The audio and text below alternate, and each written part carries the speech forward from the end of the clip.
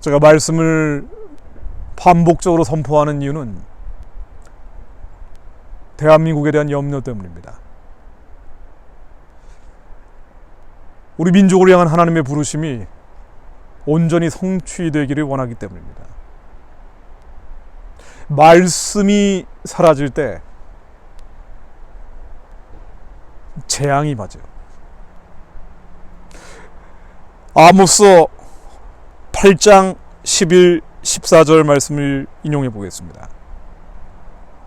아모스 선지자는 이렇게 예언을 합니다. 주 여호와의 말씀이니라. 보라, 날이 이를지라 내가 기근을 땅에 보내리니 양식이 없어 주림이 아니며 물이 없어 가람이 아니요 여호와의 말씀을 듣지 못한 기갈이라. 사람이 이 바다에서 저 바다까지 북쪽에서 동쪽까지 비틀거리며 여호와의 말씀을 구하려고 돌아다녀도 얻지 못하리니 그날에 아름다운 처녀와 젊은 남자가 다 갈아여 쓰러지리라. 사마리아의 죄된 우상을 두고 맹세하기를 이르기를 다나 너의 신들이 살아있음을 두고 맹세하노라. 부엘세바가 위하는 것이 살아있음을 두고 맹세하노라 하는 사람은 엎드러지고 다시 일어나지 못하리라. 주 여호와의 말씀이니라. 보라, 날이 이를 것인데 기근이 땅에 보내질 때, 그렇습니까? 지금 얼마나 어렵습니까? 온 세계가 얼마나 어렵습니까? 그러나 이것은 양식이 없어 주림이 아니요 물이 없음이 가람이 아니며 여호와의 말씀을 듣지 못한 기갈이라. 얼마나 이 시대에 정확히 적용되는 말씀인가요? 유럽이 저 지경이 되고 미국이 이 지경이 되고 한국이 이 모양 저 모양으로 하고 있는 것은 양식이 없어 가람이 아니요 물이 없어 가람이 아니라 여호와의 말씀이 사라지고 있기 때문입니다. 경제적인 어려움은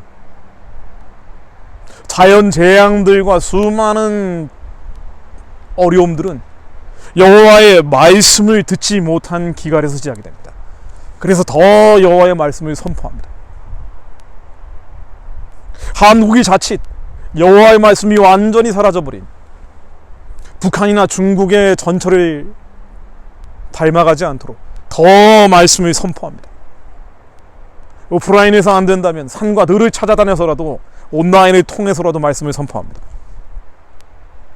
아모스 선지자의 7장 14절, 말씀이 사라져버린 뒤에는 이런 일들이 벌어진다라고 예언합니다. 사실은 북한과 중국에서 벌어진 일이죠.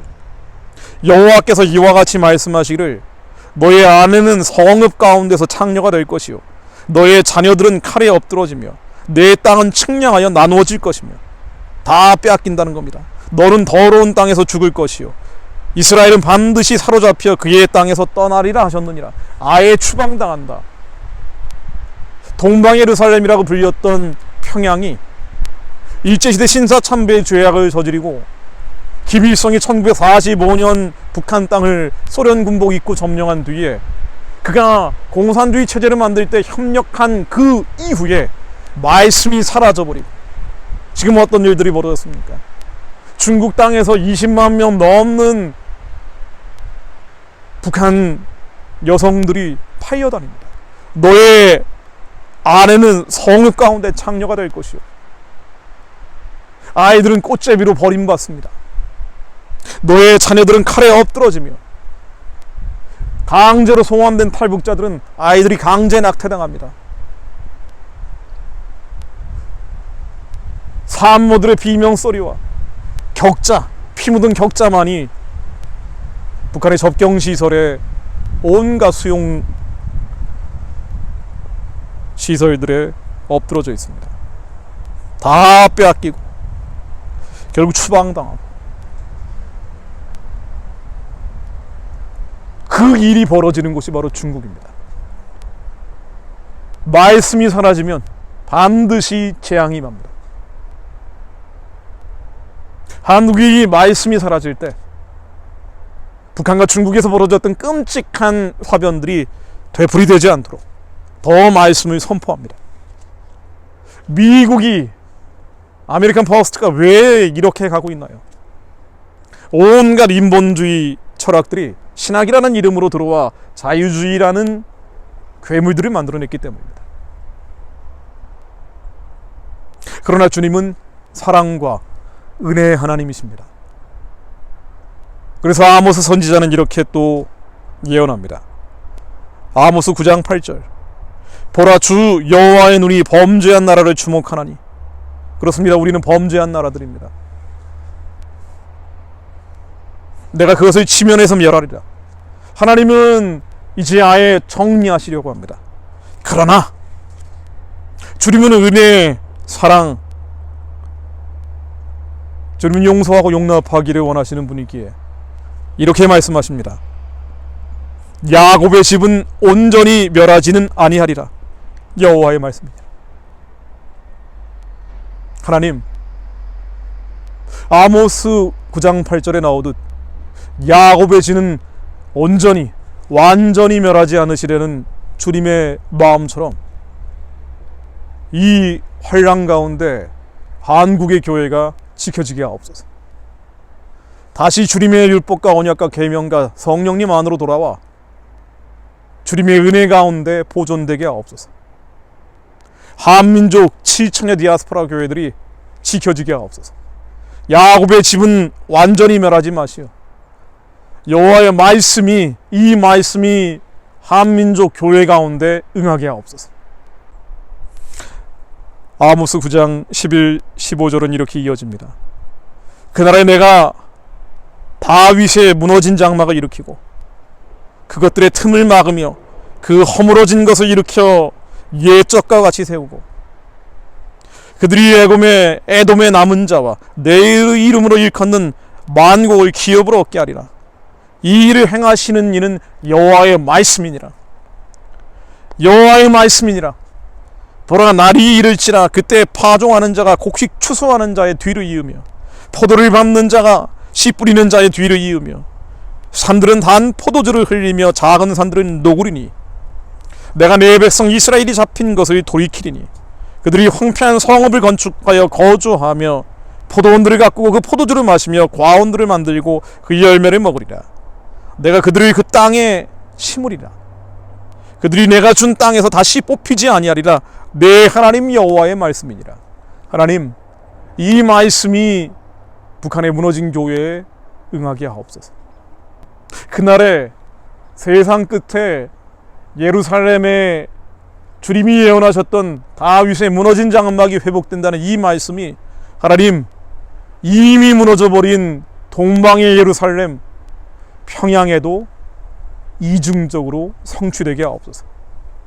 무너진 다윗의 장막을 일으켜 세워주시어 고향을 떠났던 그 가련한 자들의 눈물이 이제는 닦여지게 하시고 북한을 선교의 기지로 재건하여 주옵소서. 하나님, 무너진 다윗의 장막을 일으켜 주시어 우리 역시 무너져 있던 다윗의 장막이 다시 소생되게 하옵소서. 저는 그때가 오고 있다라고 생각을 합니다. 4월 1일 대북 전문 매체에서 보도된 내용입니다. 데일리 NK라고요. 4월 달부터 6개월 동안, 즉 올 10월까지 북한의 군관들, 그러니까 하급 전사가 있고요. 그 위에 군관들, 이 군관들의 월 식량 공급량을요, 한 달에 31일치나 30일치가 주어져야 되는 이 식량이 10일치로 줄이라고 김정은이 명령했다는 겁니다. 3분의 1로 줄어들었습니다. 이거 무엇을 의미할까요? 코로나가 북한 군의 심장을 때렸다, 이런 표현들이 나오는데요. 북한 군의 심장을 흔들어 대고 있다는 얘기입니다. 그래서 하급 전사들, 일반 성장기에 있는 중학생부터 북한은 군대에 끌려가기 때문에 이러한 어린 병사들은 먹을 거 그대로 주더라도 그 위에 간부급 병사들은 3분의 1로 식량 배급을 줄여라. 그런데요, 이제 춘궁기입니다. 보릿고개가 시작이 됩니다. 어떻게 버텨야 하나요? 아니, 어떻게 버틸 수 있겠습니까? 이 군인과 군인 가족들은 장마당에서 장사도 할 수 없습니다. 그나마 밀무역을 했는데요. 이것도 코로나로 완전히 중단됐습니다.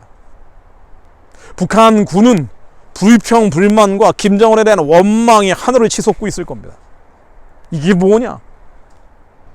차라리 전 세계가 코로나로 몸살을 앓고 있다라는 소식이라도 들으면 좀 덜할 텐데 모든 게 차단된 곳이죠.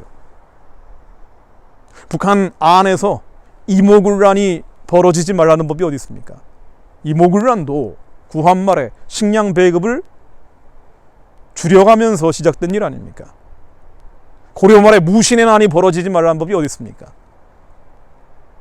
이제 북한 주민들을 폭력으로 지배하고 있던 평양의 김정은 정권이 마지막으로 가고, 무너졌던 산정형 교회, 장대형 교회들, 하나님이 다윗의 장막이 회복될 조짐들을 저희들에게 보여주시니 감사드립니다. 저희는 더욱 말씀을 선포하겠습니다. 하나님, 저희들도 말씀이 없어 기근을 겪지 않도록 한국과 한민족의 교회를 지켜주시고, 이들 가운데 더 말씀이 흥왕하여 말씀이 한반도 위에 강력히 임하는 뒤집어지는 반전과 역전의 역사가 일어날 수 있도록 부르짖는 자들이 나오게 하옵소서. 예수 그리스도 이름으로 기도했습니다.